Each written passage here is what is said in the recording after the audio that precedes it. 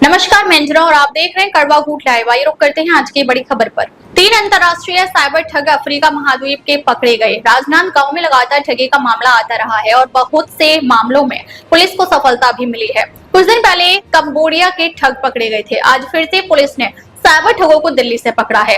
एक ठग अफ्रीका महाद्वीप के देश आइवरी कास्ट नागरिक है और 2 ठग नाइजीरिया के नागरिक हैं। कुल 3 ठग पकड़े हैं। तीनों ठगों के पास से काफी मात्रा में सिम कार्ड प्राप्त हुए हैं, साथ ही साथ मोबाइल प्राप्त हुए हैं। राजनांदगांव एसपी मोहित गर्ग ने बताया, विदेशी ठग, इसका नाम स्टीफन, अफ्रीका महाद्वीप के आइवरी कोस्ट पर नागरिक है। 2 विदेशी ठग किंग्सले और जॉर्ज अफ्रीका महाद्वीप के देश नाइजीरिया के हैं। साइबर ठगों के पास से 21 भारतीय मोबाइल सिम और 11 मोबाइल सिम यूनाइटेड किंगडम पकड़ी गई हैं। कुल मोबाइल 32 सिम में पकड़ी गई हैं।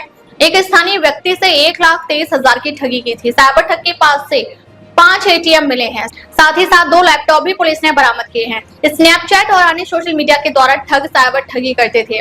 नकली कस्टम अधिकारी बनकर डिजिटल अरेस्ट करते थे और बोलते थे कि आपका नाम से एक पार्सल आया है जिसमें अवैध चीज है, और फिर सामने वाले व्यक्ति से पैसा वसूलते थे। आगे मोहित गर्ग ने कहा कि अपनी प्रोफाइल को पब्लिक ना करें।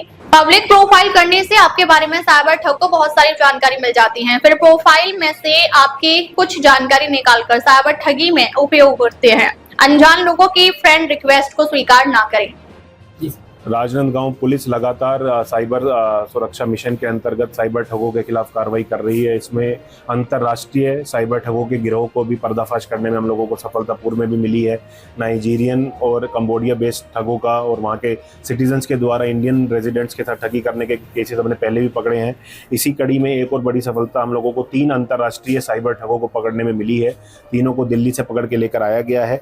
ये लोग, एक जन इसमें आइवरी कोस्ट से है, स्टीफन, और किंग्सले और जॉर्ज, ये दोनों नाइजीरियन सिटीजन्स हैं।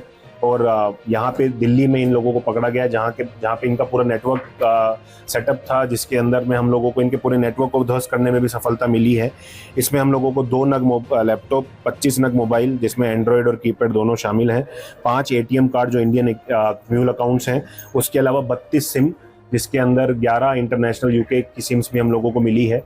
ये लोग अलग अलग सोशल मीडिया प्लेटफॉर्म्स के माध्यम से, जैसे वर्तमान में जो हमारे विक्टिम हैं, जो जिस केस में, उसमें 1,23,700 रुपये की ठगी इन लोगों ने की। स्नैपचैट के माध्यम से इन्होंने फेक प्रोफाइल बना के यूके बेस्ड डॉक्टर्स को अपने आप को दिखाया और उसके जरिए इन लोगों ने विक्टिम के साथ संपर्क बनाया। फिर इमोशनल ब्लैकमेल और गिफ्ट भेजने के नाम से इन्होंने इतनी बड़ी राशि की ठगी की।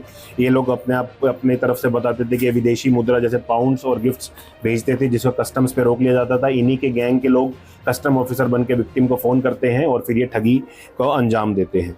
पब्लिक हमारी सबसे ये रिक्वेस्ट है कि सबसे पहले सोशल मीडिया अकाउंट्स जितने भी आपके हैं उनको उसमें अपनी प्रोफाइल को आप लोग पब्लिक ना करें, उसको प्राइवेट रखें।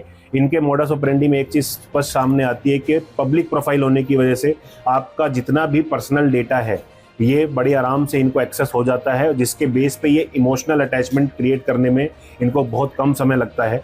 तो आपका अकाउंट अगर प्राइवेट रहेगा तो ये आपकी डेटा को एक्सेस नहीं कर पाएंगे। दूसरा, अनजान लोगों की फ्रेंड रिक्वेस्ट एक्सेप्ट ना करें।